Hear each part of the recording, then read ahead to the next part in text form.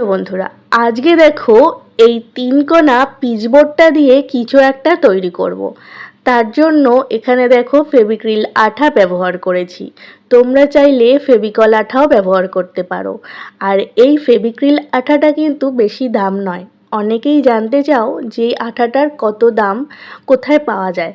এই আঠাটা কিন্তু তোমরা বই খাতার দোকানেও পাবে, আর জুয়েলারির মেটেরিয়ালস যেখানে পাওয়া যায় সেখান থেকেও পাবে। আঠাটার দাম হলো খুব জোর 36 টাকা, এরকমই দাম হবে। আর এখানে দেখো বেসটাকে সুন্দর করে সাজানোর জন্য আমি ইয়েলো কালারের কাপড় ব্যবহার করেছি। আর এই ইয়েলো কালারের কাপড়টাকে এই বেসের গায়ে আঠার সাহায্যে আটকে দিলাম।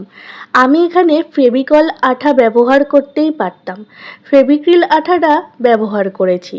ফেভিকল আঠা ব্যবহার করলে কাপড়ের উপর দাগ হয়ে যায়, আর সেই দাগটা চট করে ওঠানো খুব মুশকিল হয়। আর ফেভিক্রিল আঠার ক্ষেত্রে সেই দাগটা হয় না, কাজটা খুব সুন্দরভাবেই হয়ে যায়। এটার উপরে আমি আমার পছন্দ মতন কিছু কলকা করব, তার জন্য ফেব্রিক ব্যবহার করেছি। তবে আমি কিন্তু পেন্সিল দিয়ে স্কেচ করে নিয়েছি। এখানে দেখো আমি 3টে কালারের ফেব্রিক ব্যবহার করেছি। প্রথমে ব্ল্যাক কালারের ফেব্রিক, আর রেড কালারের, তারপর হোয়াইট কালারের। এই 3টে কালারের ফেব্রিক দিয়ে আমি এই কলকাটা তৈরি করেছি। আর এই কলকাটা দেখে তোমরা বুঝতেই পারছো এটা আমি কি তৈরি করছি। ঠিকই ধরেছ, মা দুর্গার মাথায় যে চোখটি থাকে সেটি তৈরি করার চেষ্টা করেছি। সঙ্গে চাঁদের মতন করে একটু কলকা করে দিয়েছি। নিচে একটা ছোট্ট রেড কালারের টিপ দিয়ে হোয়াইট কালারের ফুটি ফুটি দিয়ে দিয়েছি, যাতে দেখতে ভালো লাগে। এরপরও কিন্তু দেখো এর দুপাশটা ফাঁকা ফাঁকা লাগছে, তাই কি করব, আবারও নিজের মনে যেরকমই কলকা আসুক সেই কলকাই এঁকে ফেলি। রেড কালারের ফেব্রিক দিয়ে পছন্দসই কিছু কলকা এখানে এঁকে ফেললাম। আর কলকাটা যখন আমি আঁকছিলাম তখন আমি বুঝতে পারিনি যে কেমন হতে পারে। তো কলকাটা যখন আমি কমপ্লিট করলাম তখন আমারই মনে হচ্ছিল, বাবা আমি এইরকম কলকা আঁকতে পারি। আমার কিন্তু বেশ ভালোই লাগছিল। আর এখানে এই বেসটাকে কলকা দিয়ে সাজানোর পর হঠাৎই মনে হলো এবার যদি ওই চূড়ার জায়গাটা মানে উপরের দিকটা একটু রেড কালারের পম লেস লাগিয়ে দিই তাহলে কেমন হয়। তো ভাবার সঙ্গে সঙ্গে কাজ শুরু। সেই রকমই একটি রেড কালারে লেসটা লাগিয়ে দিলাম।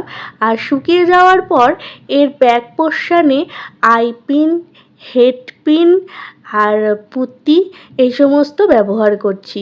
আর আইপিনগুলোকে আমি এইভাবে ছোট ছোট করে কেটে নিয়েছি, কারণ বেসটা যেহেতু খুব একটা বড় নয়, আর আইপিনগুলো একটু ছোট করে কেটে নিলে কি হবে, ওতে লাগিয়ে রাখলে মানে লাগাতে সুবিধে হবে। তার জন্য আমি এইভাবে আইপিনগুলো কেটে নিয়েছি। আর ওর জন্য লেহেরিয়া চেন, আর তোমরা তো দেখতেই পেলে ড্রপ শেপের পুঁতি আর গোল্ডেন কালারের পুঁতিগুলোকে হেড পিনের মধ্যে আটকে এই ঝালরের সঙ্গে আটকে দেব। তার আগে এর ব্যাক পোর্শনে একটি খোপার কাটা কাপড়ের সাহায্যে আঠা দিয়ে আটকে দিলাম। বেসটির চারিপাশে বাড়তি কাপড়টা কাঁচির সাহায্যে কেটে বাদ দিয়ে দিলাম।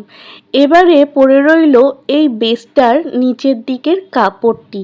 এই কাপড়টিকে কাটার সময় খুব সমস্যা হচ্ছিল বলে আমি এর ব্যাকে যে খোপার কাটাটা লাগিয়েছিলাম সেটাকে খুলে দিয়ে তারপরে কাপড়টা ভাঁজ করে করে এই বেসটাতে আটকে আবার খোপার কাটাটা একই রকমভাবে আটকে দিলাম।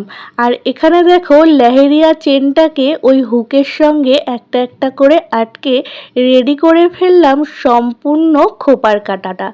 আচ্ছা বন্ধুরা, তোমরা যদি ভিডিওটা সম্পূর্ণ দেখে থাকো তাহলে চ্যানেলটা সাবস্ক্রাইব করে আমার সাথে থেকো।